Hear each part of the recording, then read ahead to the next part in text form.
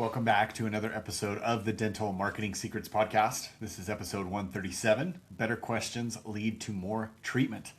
I'm your host, Mark Thackeray, and today I'm going to be talking a little bit about this book that I just finished.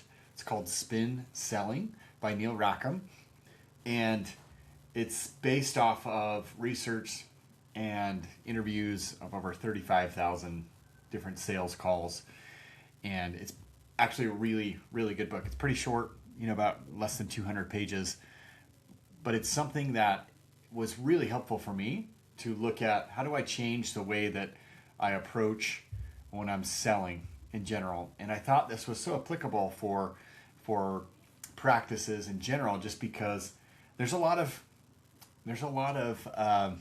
angst around the idea of selling, especially in healthcare. I mean, for a long time, it wasn't even acceptable. It's very frowned upon, and now it's still a challenging thing because none of us really like that feeling of being salesy, of being pushy. We often associate it with these situations where we're very uncomfortable, where we might get persuaded to do something that we don't really want to do in the end. And so what I loved about this book is it's more about investigation. It's more about asking questions to really understand what is it the patient truly wants, and then providing the appropriate level of treatment in this case, or the solution, right? And so as I was thinking about this, one of the common questions that we typically get from practices is, well, how do we improve case acceptance? And this is a big topic.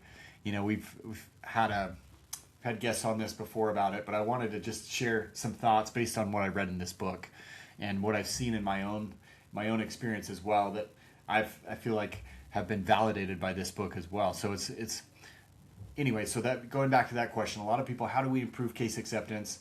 And then what typically happens is that practices will focus on things like better case presentation, or we need to make sure that we're covering financing. We need to handle objections is a big one, right?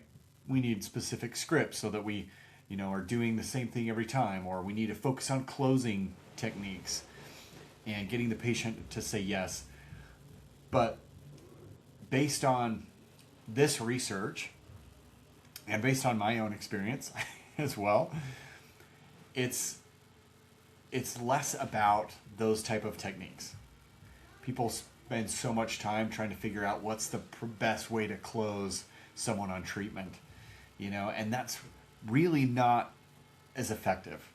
The bigger the decision, the less important some of those traditional closing techniques, that are focused on selling or handling objectives, the less those become important, and the more effective questioning really becomes. So if you look at it this way, a $200 filling versus a $30,000 full mouth reconstruction case are very different, two very, very different decisions.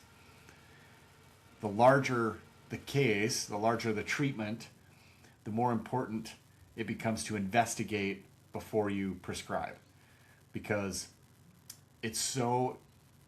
patients need to understand the why. And we'll walk through what this looks like a little bit. But people get hung up on that idea of selling that makes them feel so uncomfortable, makes them feel icky or gross. You hear that a lot, those words especially. But really what we're trying to do is to uncover what the patient needs, get them to think along those lines. What is it that they truly want? And then connect them to the appropriate treatment. So the thing about this spin selling, spin represents four different stages, essentially four different types of questions, because it's really the main idea behind this book is get good at asking questions. You don't need to worry about how you open or how you close or how do you handle objections, because it should all be uncovered really via the questions that you're asking. And spin has four different types of questions. There's the situational questions, there's problem questions, there's implication questions, and then need-payoff questions. And that progression is really important because you're helping someone move from here's my situation to here's something that's bothering me to eventually, now I finally understand why this matters, and I need to do something, and I want this problem solved. That's the end, kind of the need payoff stage. And that is where we really need to get them to the point where they recognize that this is an issue, and so and oftentimes patients haven't always gone through that process themselves. When they walk through those steps, they realize how much it's affecting them. And once they get to that point and they're able to articulate, verbalize those pain points essentially, then it makes it much more likely that they're going to act on that, and it helps them get it resolved. And that's what I love about it, is it helps patients get some clarity. And sometimes it's not really that big a deal to me. I mean, yeah, I get I've had this discolored tooth, or I've had this chipped tooth, but honestly, it's not that big of an issue to me, and that's okay. There's just clarity around it for everyone, and that's what I love about this particular method. So there's one little part too that was very important for me to understand, because I noticed that I've gone back and forth between these two. So it talks about an implicit need and versus an explicit need. So an implicit need is some type of problem, difficulty, a challenge, an issue that a patient has. So I don't really like my smile. That is an implicit need. An explicit need is something that's more developed. It's clearly expressed desire for, or a want for a solution, right? So I want to be able to smile in pictures without thinking about my teeth. So you see the difference. You see, I don't really like my smile, to what does that actually mean? What are the implications of that? I want to be able to smile comfortably in pictures. I want to be confident with my smile without even thinking about my teeth. Those aren't the same thing, right? And with larger treatment, it's really trying, your goal is to uncover as many of those explicit needs as you can. And that makes it so much easier for you to connect the dots to this is the appropriate plan of action. So here's an example. Do another one for dental implants. Patient says, I've been missing this tooth for a while. Okay, great. That's information, but it's just a starting point. You're really trying to dig deeper with that. Things like, does that affect what you're comfortable eating? Or are there foods that you've stopped ordering when you go out to eat, for example? Or does that space bother you when you smile? Eventually the patient may tell you something like, well, I'd really like to be able to eat normally again without worrying about it. And now you have something to connect treatment to. Now you're starting to understand, well, okay, that's the need that they have. I can help with that. You don't necessarily want to jump right in then, but you're starting to see what we're trying to do. We're trying to connect with an actual verbalized need. Okay, so let's walk through this with another scenario with those spin questions, essentially. So we'll take an implant patient. So you start with these situational questions.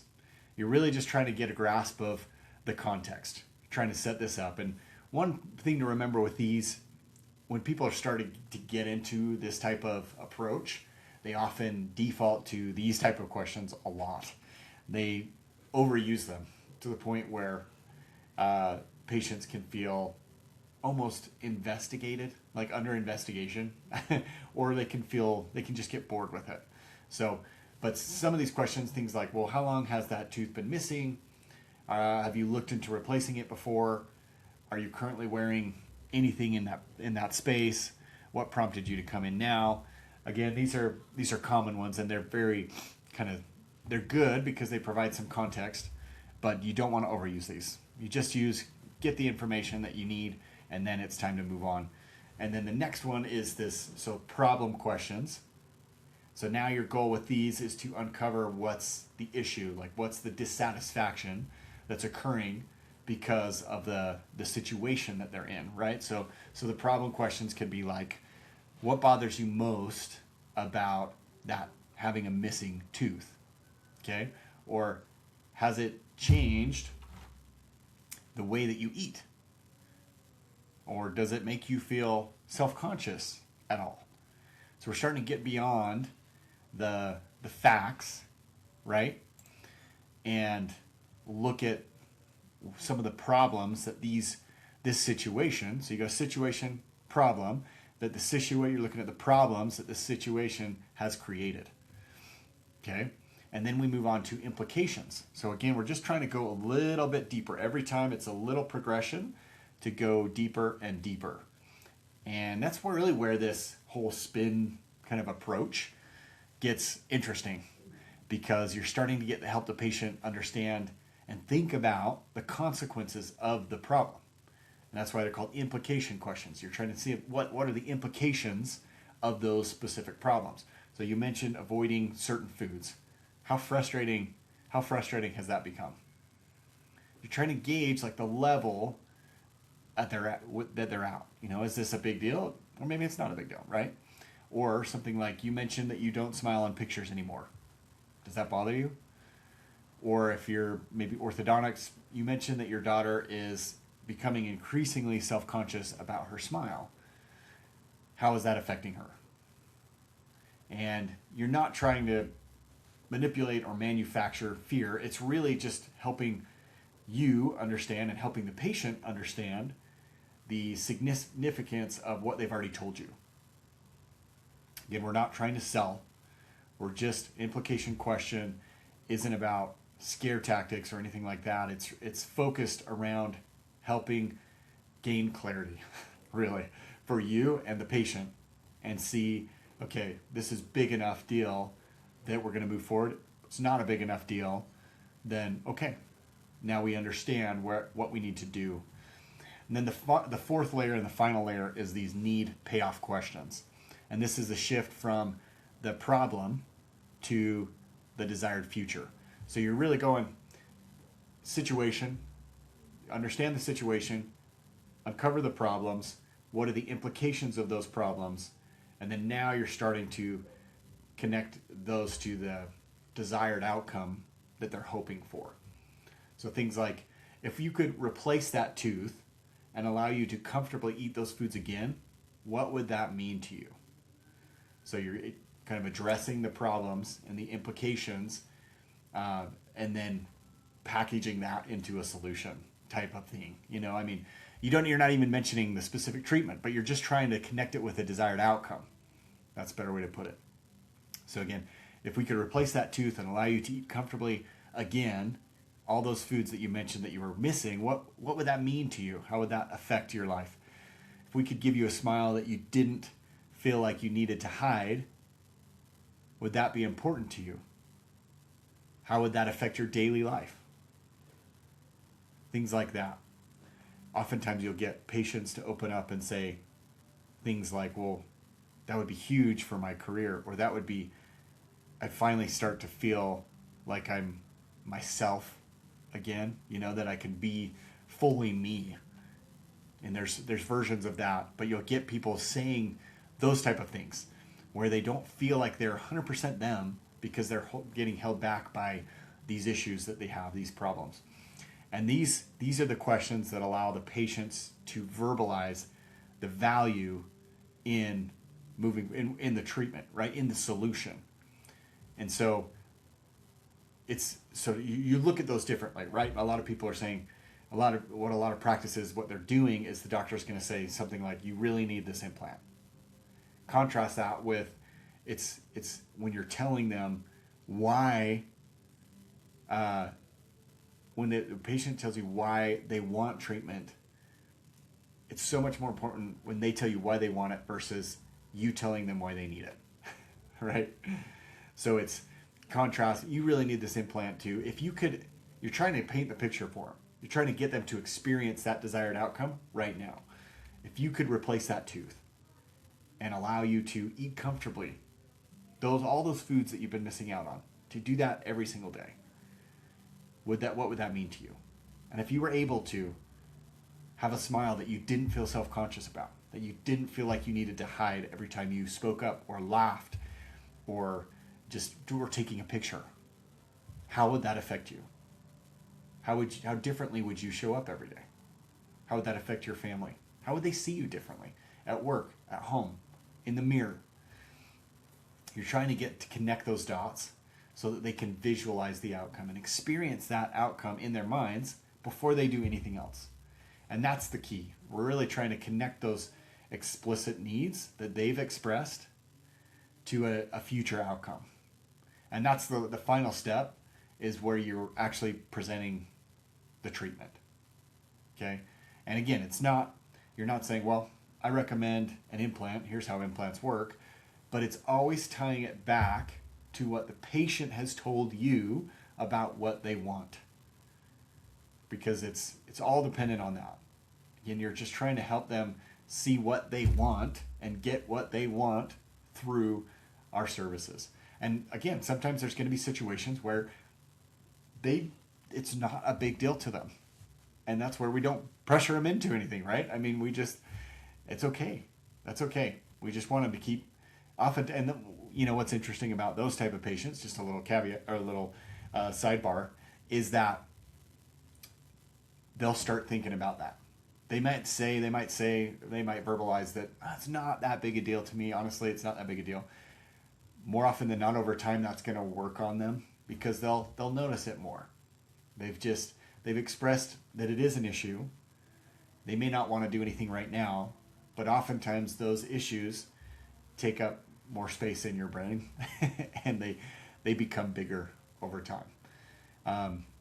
But again, we're not about pressuring people into it. We're trying to uncover what do they want, connect them, what are the implications of those the problems that they're facing, and then connect them to that future desired outcome. So instead of saying something like, I recommend this implant, here's how implants work, you're saying something along, earlier you mentioned that what really bothers you is not being able to eat comfortably on that side of your mouth. Based on what I'm seeing, an implant allows us to replace that missing tooth with something stable that functions and looks just like a normal tooth. That's a much more personalized approach. You're connecting the treatment with the problem and the desired outcome. You're not doing treatment, features, and price like most people default to, right? Treatment, problem, outcome. It's always personalized. And that's the biggest distinction. A lot of practices they focus on a script, or they focus on it's got to be this process. But it's not. I mean, it should be, you should come into it with a blank slate, essentially, and say, okay, I understand that you're missing a tooth. Let's figure out what that means to this patient.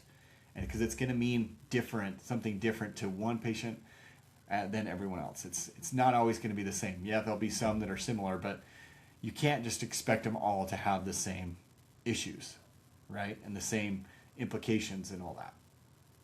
And really the most important thing about that, why you want to treat it as a blank slate, is to help the patient understand for themselves why it's so important and what it really is doing to them. Because when you get them, you start asking these questions, they're going through that process themselves to think, yeah, that's a big deal. Like deep down, I am sick and tired of having a missing tooth, of seeing that gap in my teeth whenever I look in the mirror. I know it's there when I smile or when I laugh. It makes me self-conscious when I'm speaking up in public or at work.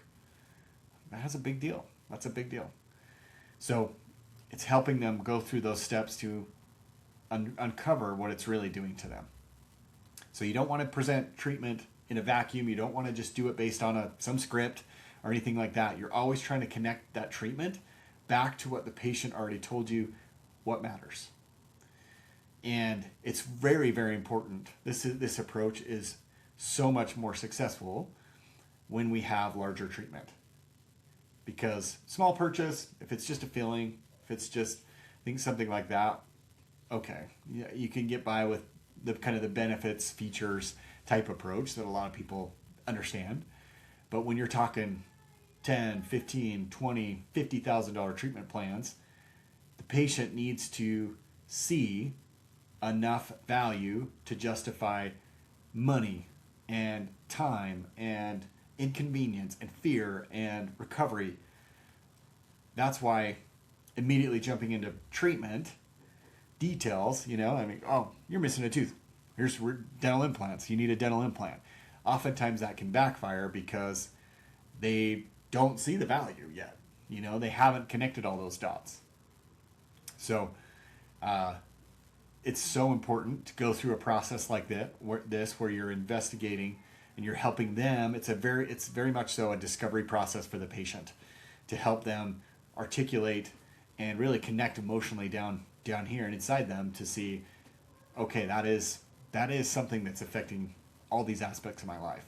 So the biggest thing, I guess the biggest takeaway with all of this is coming back to questions. Don't worry about becoming a better closer or having, fancy presentation.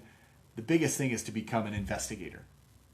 You take the time to figure out how to ask better questions. Do this with your team. This is a great team exercise to do in your meetings. Do it once a month so that everyone can become familiar with this.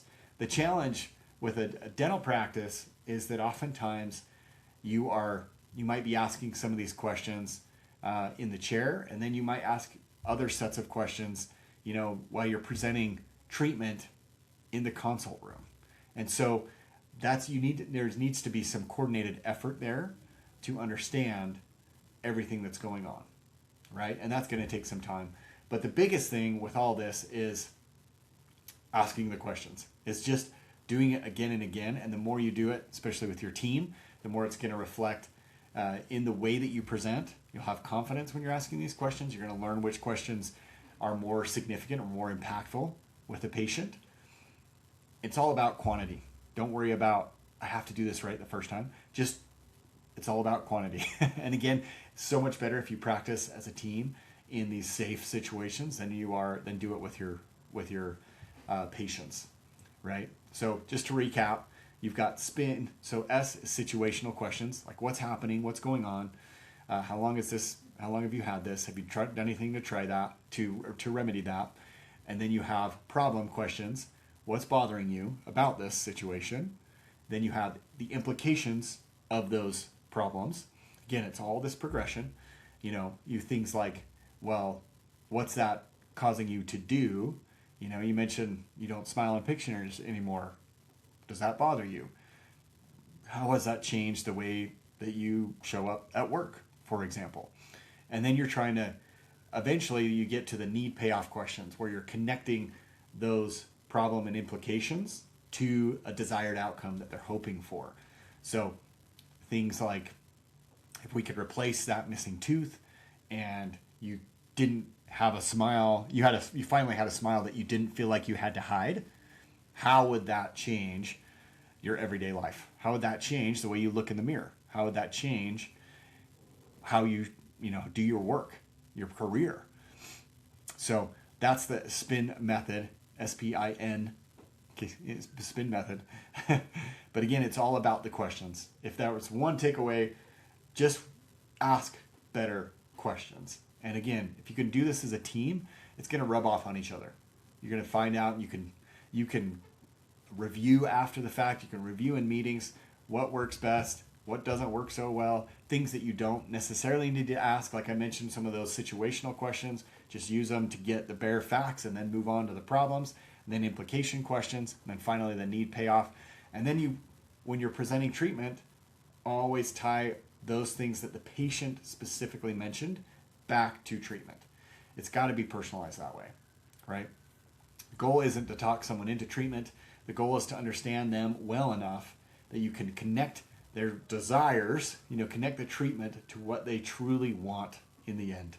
And it's so important to help them come along the journey to discover that for themselves.